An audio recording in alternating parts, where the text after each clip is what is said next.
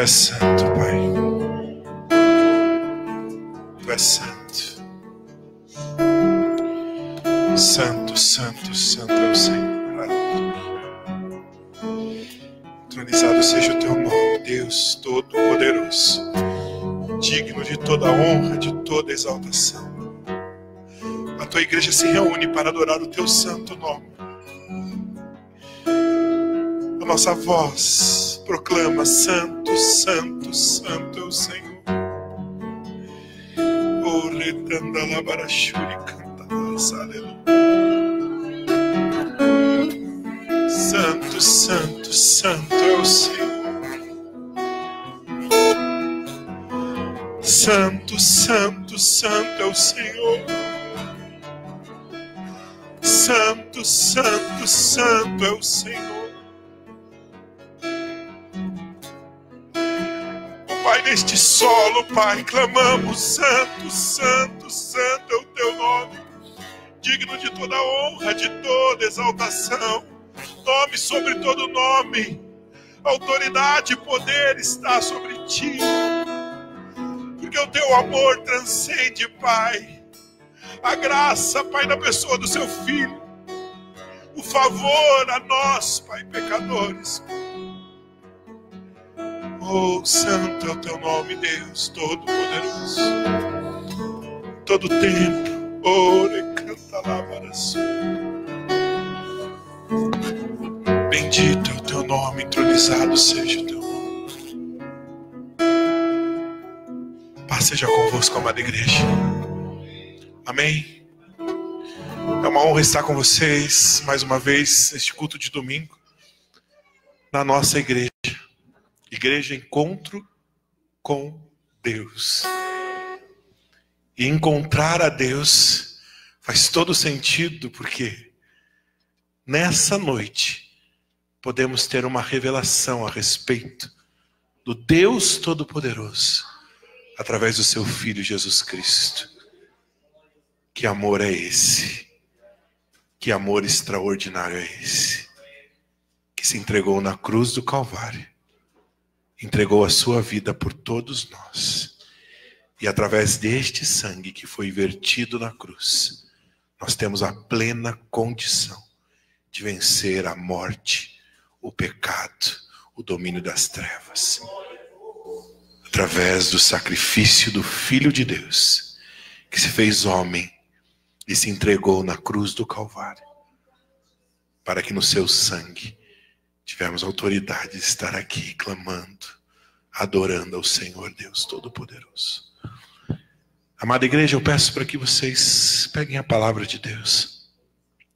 Hoje é a noite de Santa Ceia, é uma honra poder pregar na noite de Santa Ceia. Agradeço a liderança dessa igreja por essa confiança. E peço aos amados irmãos, abram no Evangelho de Lucas, capítulo 22. Lucas, capítulo 22, versículo 7, vamos ler todos juntos. Vai ser uma leitura um pouquinho extensa, mas eu creio que vai ser realmente bênção para todos nós. Lucas, capítulo 22, versículo 7 ao 20. Chegou, porém, o dia da festa dos pães asmos, em que importava sacrificar a Páscoa, e mandou Pedro e João. Quem ele mandou? Pedro e João. Coloca na sua mente, guarda isso. Mandou Pedro e João, dizendo: ide, preparai-nos a Páscoa, para que comamos. E eles perguntaram: onde queres que a preparamos? E ele lhe disse, Jesus disse a eles: eis que quando entrardes na cidade encontrareis um homem levando um cântaro de água, seguiu até a casa em que ele entrar. E direis ao pai da família da casa: ó mestre, te diz, onde está o aposento em que hei de comer a Páscoa com meus discípulos? Então ele vos mandará a um grande cenáculo mobiliado e fazem os preparativos. E indo eles, acharam como lhes havia dito e prepararam a Páscoa. É chegada a hora, pôs-se à mesa e com ele os 12 apóstolos e disse-lhes: desejei muito comer convosco esta Páscoa antes que padeça. Porque vos digo que não a comerei mais até que ela se cumpra no reino de Deus. E tomando o cálice, havendo dado graças, disse: tomai e o reparti entre vós. Porque vos digo que já não beberei do fruto da vide, até que venha o reino de Deus. E tomando o pão, e havendo dado graças, partiu e deu, dizendo: isto é meu corpo, que por vós é dado, fazer isto em memória de mim. Semelhantemente tomou o cálice, depois da ceia, dizendo: este é o cálice, é o novo testamento no meu sangue, que é derramado por vós. Este é o meu cálice, o cálice do novo mandamento da graça, o cálice da revelação da pessoa de Jesus Cristo. Feche seus olhos e eu peço intencionalmente, faça uma oração de quebrantamento agora, no início deste culto. Culto de Santa Ceia é o local onde precisamos receber essa condição de quebrantamento, de perdão, de capacidade de nos abraçar, de nos resolver, de tirar todo o embaraço.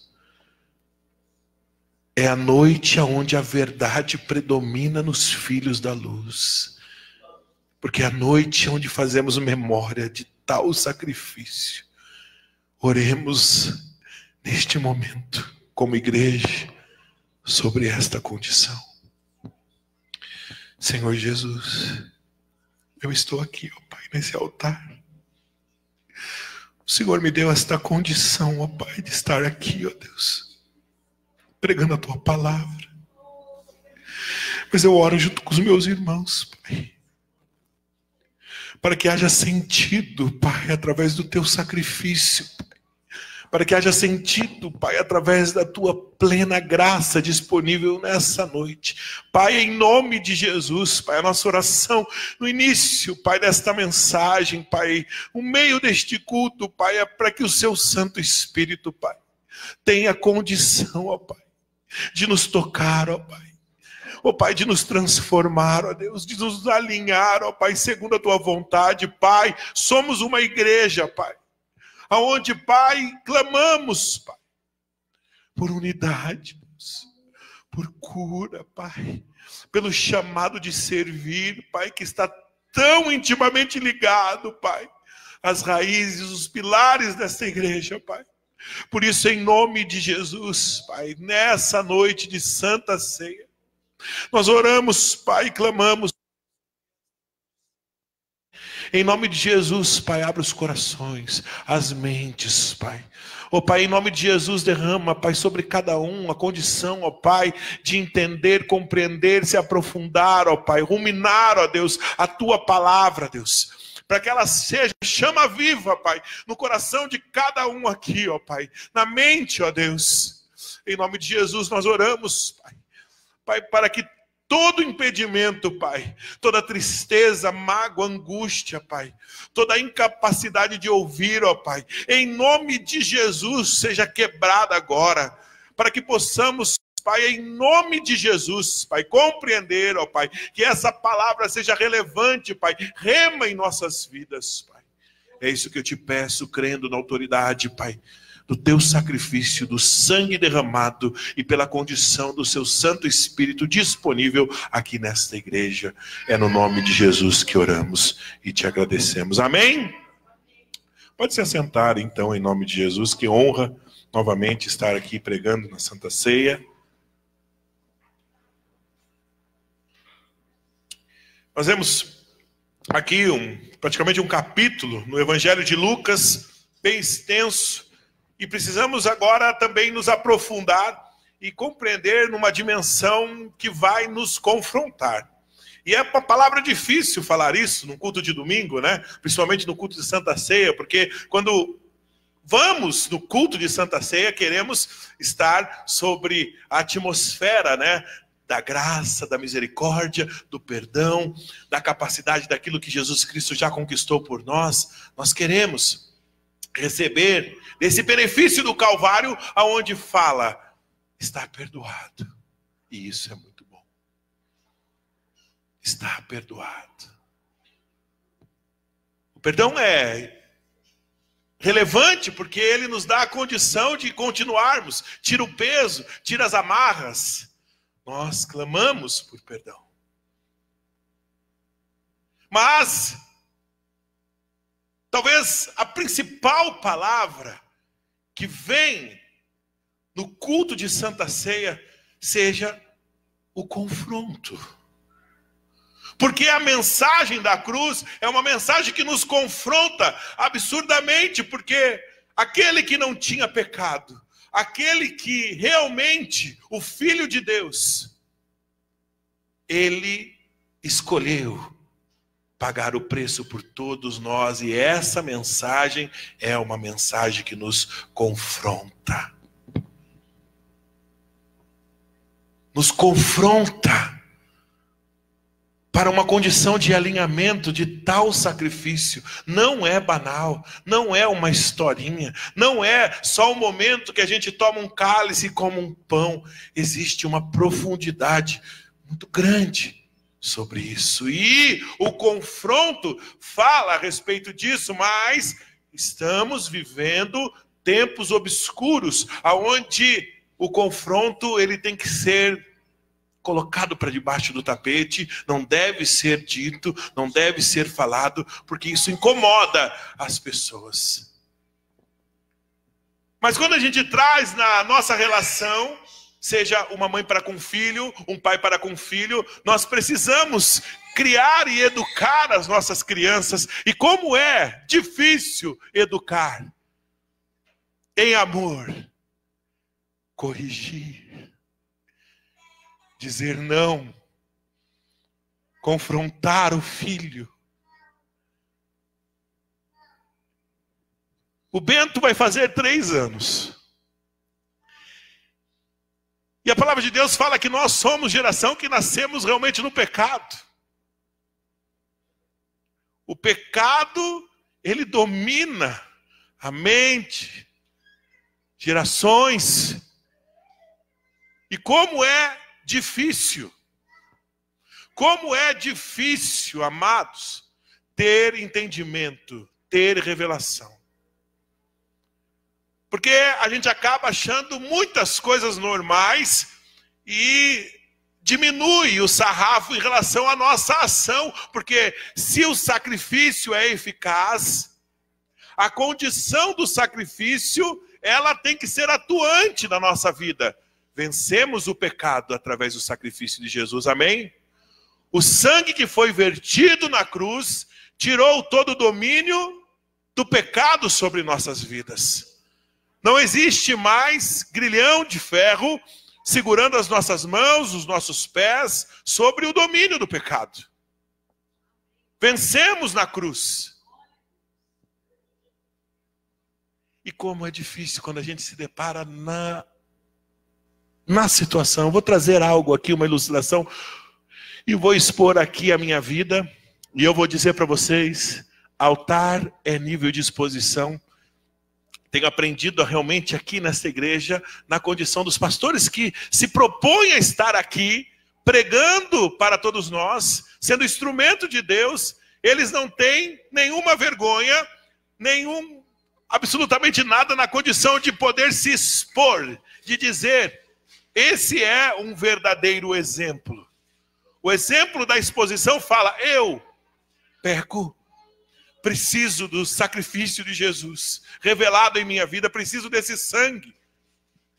Precisamos juntos, e nessa condição não há hierarquia. Não há hierarquia. Somos todos filhos. Estava na semana, cheguei do trabalho, o Bento estava lá assistindo, né, um negócio no celular, ele aprendeu, né, ver o YouTube e os desenhos ali que ele gosta, e eu estou atento com ele, que eu não sei que cargas d'água ele conseguiu bater lá num desenho que tem uns monstros lá, e aparecem uns negócios, eu falei, não gostei daqueles desenhos. Uns monstrinhos, chifrinho, negocinho, daí o cara cantando bem feliz, assim, eu falei, que é isso? E o Bento lá, uma musiquinha legal. Eu olhei assim, que é isso? Ele, pai, monstro, monstro, monstro. Vem cá, filho, não. Coloquei lá na condição do Kids e eu falei, não é para assistir esse desenho. Ok, ele entende. 3 anos, vai fazer 3 anos. Quando eu chego no trabalho, vejo ele lá no celular, eu ouvi a musiquinha na hora, fui.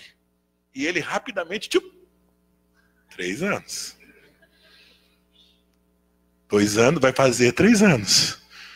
Ligeiro no celular. O que você está assistindo, Bento? Você está assistindo o Monstro? Você está assistindo o Monstro, Bento? Que o papai conversou com você? Que difícil, né? Eu quero acreditar no meu filho de 3 anos. Ali eu devia falar, que conversa que você pode ter com uma criança de 3 anos? Que entendimento? Peguei o celular na mão dele, eu não sei como que ele conseguiu sair da tela, vi no histórico do YouTube. O desenho anterior era o do monstro. Ele conseguiu mentir para mim com 3 anos, o pai dele. E aquilo me doeu no coração, porque eu, como pai, vi meu filho com nem 3 anos ainda, dando a primeira mentira deslavada na minha cara. Eu pensei que tinha autoridade, perguntei para ele, ele falou, ele podia ter feito sim, daí estaria tudo certo, mas ele mentiu. Ele escolheu mentir. 3 anos. Mas talvez aquilo que aconteceu com o Bento falou muito mais comigo do que com o próprio filho. E você, pai? E o Espírito Santo disse, e você, Diogo Caetano da Silva?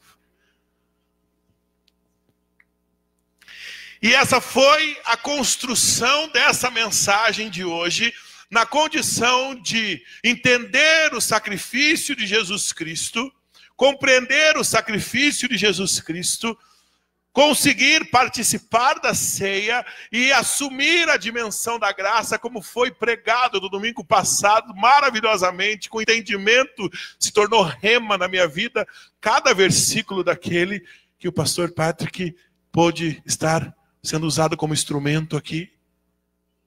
Mas ao mesmo tempo me conduziu a abraçar a graça na condição de transformação e vencer o pecado. E tem nome, tem lugar, tem jeito.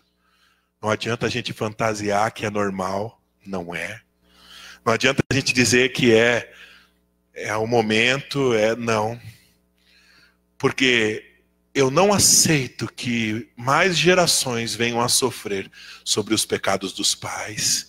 Eu não aceito mais, no nome de Jesus, na dimensão da graça, que outra geração continue sofrendo absurdamente. Entendimento, revelação. Então eu posso dizer que o pilar da condição de você dizer que faz sentido o sacrifício de Jesus, que você compreende quando você aceitou Ele como seu único e suficiente Salvador, é a manifestação da verdade. A verdade que confronta, a verdade que constrange, a verdade que nos coloca em relacionamentos saudáveis, na condição de estabelecer o pilar da verdade, não a falsidade e a dissimulação. Somos peritos hoje, e a sociedade é perita na dissimulação, no dizer que está tudo bem quando não está, na incapacidade de ser verdadeiro sobre a perspectiva de não vão me compreender, eu sempre me julgo que eu me vitimizo, ou isso ou aquilo. Não há mais tempo para a igreja contemporânea de se colocar nessa posição. Precisamos urgentemente sermos transparentes um com o outro na capacidade do sacrifício de Jesus, nesse sangue que perdoa e nos transforma. Agora você me pergunta como? Olha para mim e diz, Como, pastor? Fala para mim, pergunta, como? Fala, como? Porque é tão fácil pregar aqui. Façam! Sejam! Mudem! Se aliem! O sacrifício foi feito, já está tudo. A gente só parece que ordena palavras de ordenação, mas como, pastor? Como posso? Quantas vezes já lemos versículos, 2 Coríntios 23, a respeito da condição da Santa Ceia, em Lucas 22, a respeito daquilo que Jesus falou e disse, para que pusessem fazer a Santa Ceia com eles, mas a gente não conseguiu se ater a alguns detalhes importantes. No conhecimento de vocês bíblico, quais? Eu não quero, porque foi um tema de discussão, nós vamos tratar isso na palavra, né? Quem é o melhor, quem é o maior? É difícil essa discussão. Aconteceu lá no começo, junto com Jesus, acontece nos dias de hoje, né? Eu não sou valorizado, aquele é maior, aquele menor, e isso às vezes gera tanto problema. Vamos tratar sobre isso também nessa perspectiva, mas no conhecimento de vocês, dos discípulos, qual é o que mais aparece, assim, que teve mais atribuição? Eu falei aqui um pouco, mas que vocês lembram aí, quais os dois que a gente pode citar? Pedro e João. Pedro por quê? Nervoso, cara brabo, né? Eu olho assim, Pedro, característica ali do Júnior. Júnior é um Pedrão. Mas para esse Pedrão, para esse cara, para essa personalidade, para essa maneira, Jesus disse, sabe o quê? Sobre essa pedra eu vou edificar a minha igreja. Você vai ter a condição de amar as minhas ovelhas. Cara, que extraordinário. Que maravilhoso ver essa perspectiva. Que maravilhoso. Glória a Deus. Tá tudo bem? Glória a Deus. Santo é o nome do Senhor. A outra personalidade, o outro discípulo, aquele que se recostava o peito, ali no peito de Jesus, a sua cabeça, que era realmente um discípulo de profundo amor, que amava a Cristo, João. Então, sobre esses dois, a gente consegue perceber que meio que agrupava todos, os dois extremos. E entre os dois extremos, todo mundo. Talvez todos os discípulos se entrariam no círculo sobre a perspectiva dessas duas personalidades, desses dois discípulos, Pedro e João. E é interessante, né? Quando a gente vai se preparando para um retiro cujo tema é curados para servir. E aqui eu já começo a trabalhar também, porque vai culminar lá em novembro, toda essa condição de entendermos e nos posicionarmos na condição do servir. Se João era o mais que produzia mais amor, aquele que Jesus mais amava ali, aquele que tinha mais intimidade com Jesus, João era esse. Falamos, tem canções sobre isso. E se Pedro era dos discípulos, aquele que seria responsável por liderar a igreja, sobre ele, Jesus colocaria, edificaria a sua igreja, eles seriam as pessoas mais importantes. Que cargas d'água Jesus manda o cara, esses dois, seguinte, vem cá vocês dois. E eu vou dizer agora sobre um dom extraordinário de Jesus, uma palavra de conhecimento. Não é revelação, palavra de conhecimento. Jesus chegou para eles, vem cá vocês dois. Vocês vão lá na cidade, no centro da cidade lá. E vocês vão ficar olhando para lá, para cá. E quando passar um cara com um cântaro de água, vocês vão seguir esse cara. Tem cabimento numa situação dessa? Você seguir um homem que carrega um cântaro de água. E tem tudo a ver, principalmente com o mês de agosto, mês lilás, sobre a condição da violência contra a mulher. É fundamental a gente entender, compreender, principalmente nós, homens, nos posicionarmos primeiro amando, respeitando as nossas mulheres e principalmente entendendo a dimensão sobre isso, principalmente no local onde nós estamos. Este homem que carregava os cântaros de água, esse ia pegar a água. E normalmente a gente estuda, sabe, na história, que aonde ficava o poço, aonde carregava a água, normalmente eram as mulheres. Eram as mulheres que faziam esse serviço em Israel, em Jerusalém.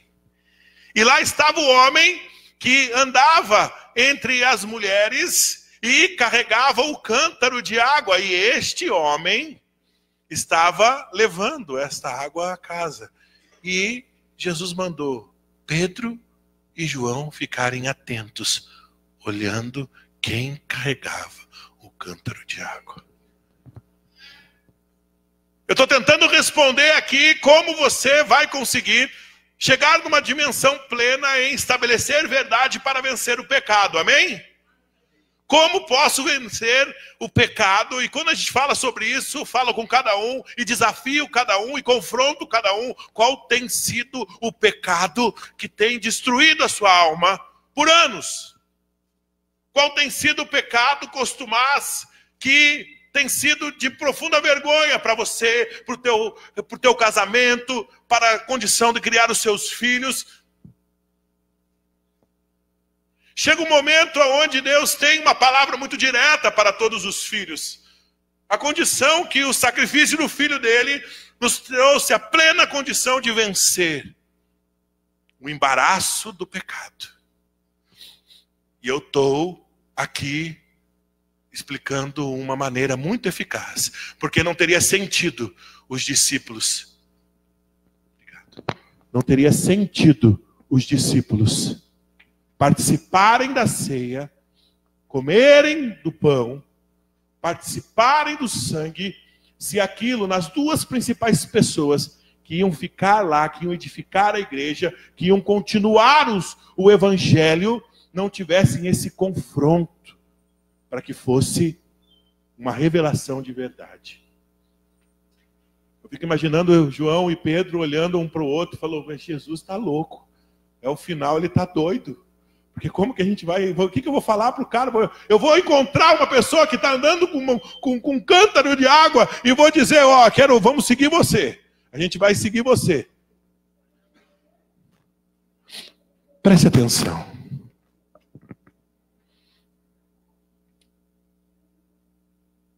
Quem na sua vida, na sua rotina, você tem percebido que carrega um cântaro de água, e a água representa refrigério, a água representa a condição de você matar a sua sede, de você ter ali uma provisão do Senhor. A água é um elemento fundamental para todo ser humano.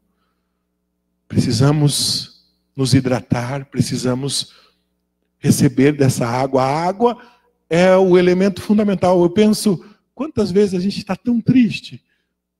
E eu digo para você, o lugar onde eu mais choro, mas choro prantos mesmo. É quando eu vou tomar banho e eu começo lá, e lá eu choro. Lá é o momento de eu chorar ali, ninguém ouve ali, eu choro. Ali eu começo a orar ali, porque daí ali, ninguém vê ali, é o momento de chorar no banheiro é bom, amados irmãos. Aquela água cai, você entende, você começa a perceber algumas coisas. A água representa um momento de você se aproximar com Deus. Como é bom matar a nossa sede no momento de angústia, de sede. Você pega aquele copo de água, toma. Aquilo faz todo sentido. Aquilo é maravilhoso. Você entra numa satisfação plena mesmo. Pedro e João deveriam seguir o cara que não tinha nada a ver, não andou com Jesus, não sabia de nada, ele só carregava um cântaro de água. Para entender a Santa Ceia, para compreender a dimensão daquilo que Jesus gostaria ali de dizer para os discípulos, e essa mensagem tão eloquente chega até os dias de hoje, vem sobre isso. Eu estou falando com Pedros aqui, dei exemplos, estou falando com João, pessoas que amam a Jesus, pessoas aqui que estão aqui, que representam João. Você sofre tanto, você ama tanto a Jesus, e o teu amor por Jesus te faz sofrer tanto, sobre a perspectiva das pessoas não compreenderem você, não entenderem você, mas o teu amor por Jesus é tão forte, tão genuíno, que faz você ser realmente referencial para muitas pessoas que você não compreende, mas é. Mas Jesus fez questão que Pedro e João encontrassem esse homem. E eu faço essa indagação para você. Quem tem sido na tua vida um homem que carrega um cântaro de água? Só na perspectiva de levar a um local. E essa mensagem fala sobre lugar, sobre pessoas e sobre propósito. Mas para chegar a um lugar, e eu estou respondendo o questionamento que vocês me deram, como: quem é a pessoa que vocês separaram, que vocês entendem, que receberam uma palavra de revelação, que é o homem que carrega um cântaro de água? Que você pode segui-lo e ir ao local onde Jesus te ordenou. Eu não sei se vocês já tiveram a oportunidade de ler esse texto, entender dessa forma, porque toda a ordenança de Jesus tem um propósito. Não existe nada nos textos do Evangelho onde Jesus fala algo com os seus discípulos, e principalmente para os discípulos, que não tem um propósito genuíno. E quando eu falo de homem que carrega o cântaro de água, eu falo de a pessoa que tem a serenidade, a pacificação. De você derramar a água, de você entender que está ali, está cheio. Ali tem água, ele está carregando a água. Eu preciso encontrar o lugar onde eu posso ceiar, onde eu posso comer do pão, onde eu posso cumprir o mandamento de Jesus, se eu seguir essa pessoa. Está entendendo? Às vezes a gente não tem. A gente só carrega os emissários do capeta, que faz confusão, que tranha a dimensão de trazer turbilhão no relacionamento, de trazer dificuldade, loucura. A gente não consegue encontrar no nosso ciclo de amizade, no nosso ciclo de unidade como igreja, a simples pessoa que carrega o cântaro de água. E perceba, ele não falou palavra alguma. É só caminhar com ele um pouquinho. É só chegar lá. O texto diz que quando eles seguiram este homem, chegaram na casa, e quando chegaram na casa falaram com o dono da casa, com o pai. Eu fico imaginando que doideira, que maluquice. Primeiro anda atrás do homem que carrega o cântaro de água. Depois, quando entra na chácara, oi, chegamos. É o seguinte, aonde que está o cenáculo que a gente vai preparar a ceia? Fala a respeito de uma revelação, de uma palavra de conhecimento. Quando nós compreendemos e ouvimos a voz de Jesus, entendemos também o nosso protagonismo. Porque Pedro e João, eles poderiam ficar indignados. Pode mandar Tiago, manda lá Judas, que a gente sabe que está traindo Jesus aí, ele está com... Manda esses caras, porque é gente. Porque é gente. Passar vergonha. Mas quando eles chegaram, obedeceram a ordenança de Jesus, chegaram na casa, conversaram com o homem, o dono da casa, o pai da família, e é muito forte isso, o pai da família, isso que é revelado aqui no texto do Evangelho. O pai da família diz: eu tenho o local apropriado, um cenáculo estruturado, com uma boa mesa, um bom lugar. Porque era neste local que Jesus tinha um interesse, a missão e a revelação da Santa Ceia era o pilar fundamental, porque quando terminou no sacrifício e posteriormente na ressurreição e o derramar do Espírito Santo sobre a igreja, depois de Pentecostes, a revelação da Santa Ceia fala de algo fundamental em vencer o pecado. Quando somos recepcionados pelo dono da casa, quando recebemos uma recepção do anfitrião, faz todo sentido. Quem aqui já teve a oportunidade de ir na casa do Felipe e da Aline? Quem já teve? Levanta a mão, quem já teve? Glória a Deus. Quando o dono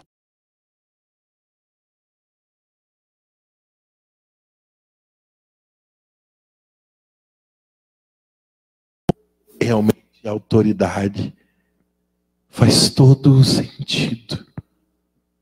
Como é bom ser recebido pelo pai da família. Como é bom ser recebido por aquele que tem autoridade de dizer: é este local onde vocês vão poder realizar a Santa Ceia, este momento de Páscoa, que era fundamental para os discípulos e para Jesus. Amados, estabelecer lugar fala a respeito da condição de nós irmos para o segundo nível, aonde fala de tratar pessoas. Não adianta a gente querer estabelecer a condição de lidar e tratar pessoas se nós não antes formos enviados e estarmos alicerçados no local, em um lugar. Às vezes a gente, na ânsia de querer contribuir, ajudar, fazer com a força das mãos, a gente quer tratar pessoas antes de estabelecer local na nossa vida, antes de estabelecer casa, antes de estabelecer domínio. Por isso eu digo, em nome de Jesus, é um momento de alinhamento realmente na palavra. Deus está trazendo para você uma verdade até inconveniente às vezes, porque Ele está dizendo: então pare de tentar fazer, pare de tentar produzir nas pessoas antes de edificar o local. Volte à primeira etapa, procure o homem do cântaro de água, receba desse refrigério que está disponível, acalma a tua alma, estabeleça o lugar. Estabelecendo lugar é algo extraordinário, porque eu penso, é evidente que Jesus, com a palavra de conhecimento, Ele é o autor da vida, Ele venceu a morte. A manifestação da sabedoria estava sobre o Filho de Deus. E Ele compreendia cada um, Ele sabia quem estava ali articulando para o trair.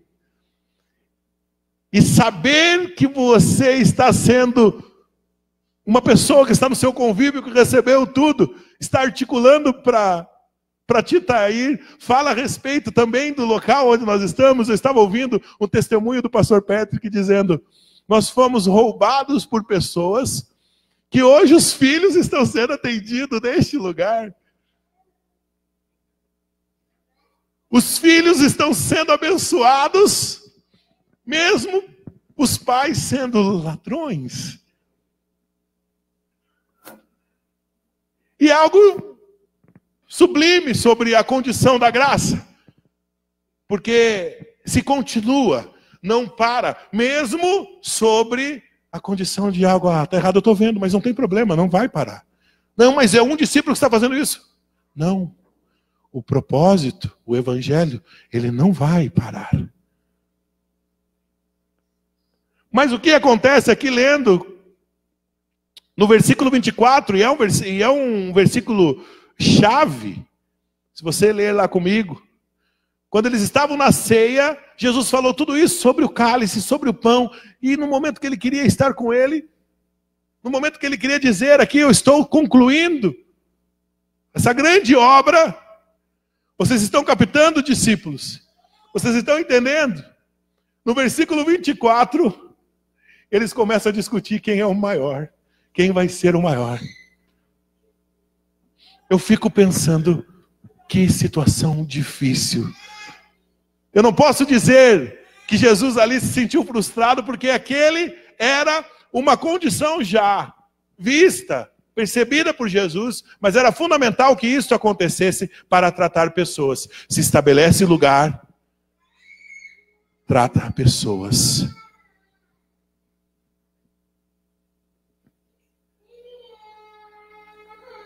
Naquele momento, Jesus fala para todos aqueles, dizendo: aquele que serve é maior do que aquele que é servido. Você já viu um garçom ser maior do que um cliente? Os empresários comendo ali num restaurante chique, aqueles que servem vão ser maior do que aqueles que estão comendo. Muitas vezes o custo da refeição, o valor da refeição é o salário daqueles homens que estão servindo. Mas Jesus colocou esse contexto e disse: eu sou aquele que serve. Eu sou aquele que serve. E se não estamos alinhados sobre essa perspectiva de lugar, de pessoa, nós não servimos. Na verdade, não servimos para nada. Só serve quem entende sobre essa perspectiva. Estamos correndo absurdamente para querer fazer coisas, mas não estamos entendendo a verdadeira dimensão, a grande verdade do ato de servir. Porque fala da última condição, sobre a revelação do propósito. Estabelecemos lugar, tratamos pessoas sobre a condição até mesmo do confronto, para entender o que é servir, mas tudo isso precisa estar ligado sobre o propósito. E qual é o propósito? Pergunta para mim, qual é o propósito, pastor?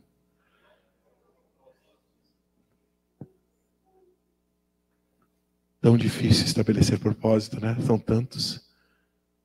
tantos objetivos, metas, que constantemente as pessoas, né, declaram: ó, qual é a meta de hoje? Quem trabalha com venda, né, tem metas semanais, diárias, propósitos semanais, diários, tantas coisas que estão sendo colocadas como princípios.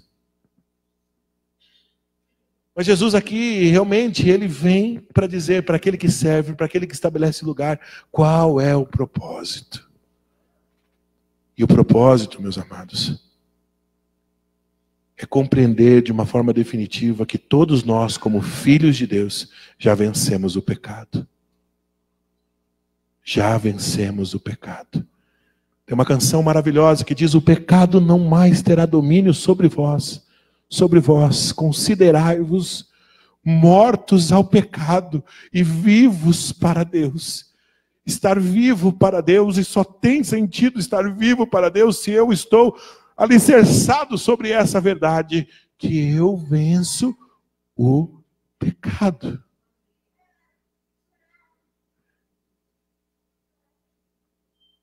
Eu digo para vocês e peço agora, finalizando essa mensagem, se o propósito de vencer o pecado faz sentido para você, você tem que se permitir ser alinhado pela palavra. Não é pela voz do pastor, nem pela direção do pastor, pelaquilo que eu estou falando. Porque você, como receptor, você pode se ater e querer compreender algumas coisas, outras que você não aceita, você pode lançar fora, pode não considerar, mas a palavra ela é eficaz. A palavra, ela nos alinha.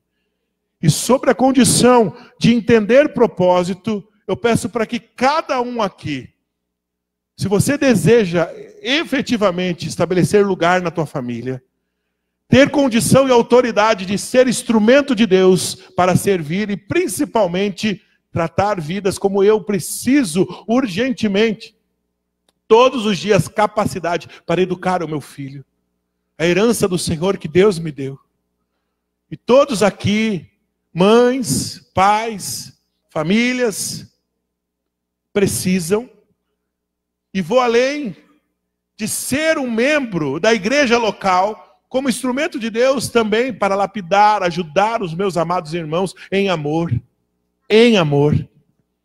Eu preciso estar alinhado realmente no propósito. Provérbios capítulo 28, versículo 13.